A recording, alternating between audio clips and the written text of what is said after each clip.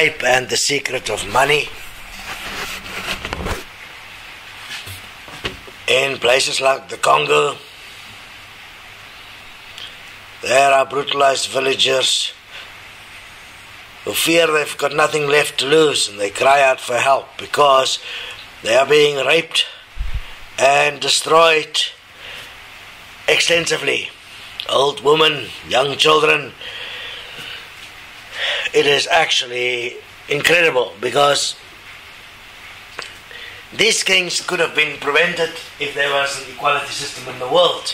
But because these regions are economically brutalized by the white supremacists, that means the people that has got money, that is, you're a white supremacist when you have money, because money makes you supreme and therefore protects you.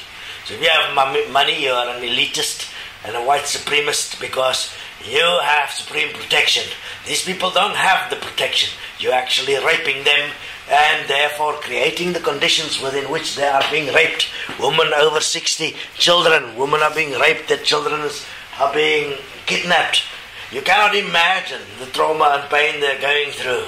This is absolute economic imprisonment. The equal money system will stop this. Do your research. Realize the problem in the world is extensive. As long as one person suffers in this world, you cannot regard the system as acceptable. The system must be what is best for all, and everyone must be equally protected against human beings. So therefore, if we give every human being enough, then you have enough to keep yourself busy with. You don't have to go and rape somebody else just because you feel disenfranchised. And those that has all the power, all the money, cannot just turn a blind eye because they have money and say it was by the grace of God that they have money. Such a God is a fucking evil creature.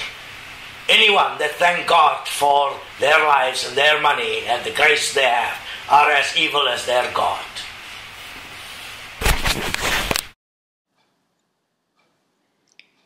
The Democratic Republic of Congo is a playing field of greed, where nations compete for natural resource. As the human competes, other bodies come in and reap profit from the competing factions. Arms testing, vaccination, a political platform for lawyers to sit around and discuss what is happening, aid agencies to go in and receive funding from the very corps that want the resource, supposed help from the business world that doesn't really want a solution, that does not allow the continued flow of natural resource. What is happening in the Congo is one huge web of greed and competition, layers of opportunity for profit.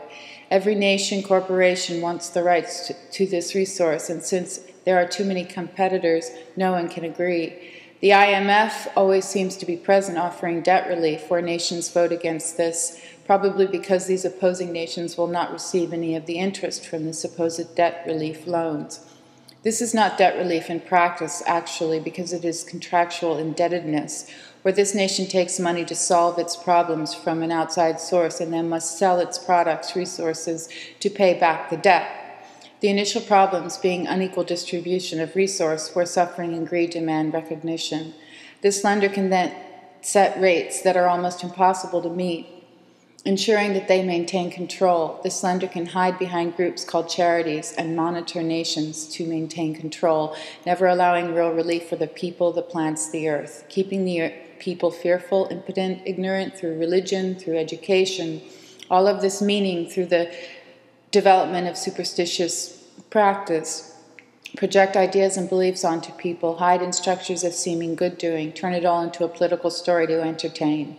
People, the mediator, the real mediator is oneness and equality, is equality. The Congo is a bunch of competing factors grabbing resource for profit, where the women are raped and then the towns pay for the freedom of these women that are raped and kidnapped. And then the women are sent back to the towns where there's a belief among the people in the villages that these women allowed themselves to be raped, and then they're sent off to go and work in the mines, to produce the tin, to make the computers for the West, and meanwhile no one is living a dignified life. The Congo is a battlefield of survival competition. The governments pose as benefactors, but the governments, the governing bodies that have words on pieces of paper that say they are created for the common good, use private interest-seeking lending institutions, these lending institutions that give charity money to peacekeeping institutions who are naturally going to act in the interest-driven outcome for the lenders. And everyone wants a piece of all this. Shares are everywhere, in the medical fields, in the military fields, but these fields are creations of support for the interest. None of them are for the common good. They are all for the common good of interest, monetary interest. Equality pulls in this division of more than and less than. It is the mediator. It is the practice and fact of consideration of all that is here on this earth. We, the human, must stop and use what is here to support what is here equally, to stop rampant abuse. We must forgive these bubbles of belief and idea and opinion, manifest as our current system of finance, education, health, military, agricultural, because our practices are of superstition as our minds projecting the capacity of the mind a reflector of an image, a singular image, that cannot see the whole, that creates emotion of fear.